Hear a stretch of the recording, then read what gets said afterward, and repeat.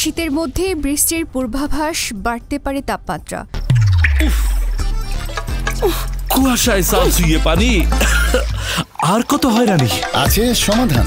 বসত ঘরে লাগাও আনোয়ার শীট। সারা ঘর থাকে শুকনা, সর্দি কাশিও থাকে দূরে। আনোয়ার শীট। দেশের বিভিন্ন অঞ্চলে প্রতিদিনই বাড়ছে শীতের তীব্রতা। এ পরিস্থিতিতে বঙ্গোপসাগরে একটি লঘুচাপ হতে পারে বলে জানিয়েছে আবহাওয়া অফিস। সংস্থাটি আরও জানিয়েছে সারা দেশে বাড়তে পারে তাপমাত্রা, সেই সঙ্গে বৃষ্টির পূর্বাভাসও রয়েছে। এদিকে আবহাওয়া অফিস জানিয়েছে পঞ্চগড় ও চুয়াডাঙ্গা জেলার উপর দিয়ে মৃদু শৈত্যপ্রবাহ বয়ে যাচ্ছে। এটি আগামী 24 ঘন্টা অব্যাহত থাকতে পারে। চুয়াডাঙ্গা ও পঞ্চগড়ের তেঁতুলিয়ায় আজ সকালে দেশের সর্বনিম্ন 9.3 ডিগ্রি সেলসিয়াস তাপমাত্রা রেকর্ড করা হয়েছে।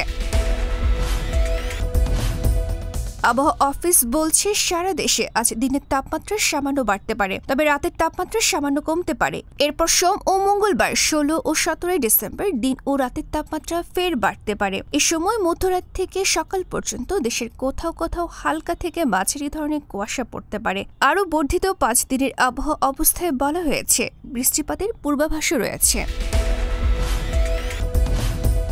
ডেস্ক রিপোর্ট, গণমানুষের আওয়াজ।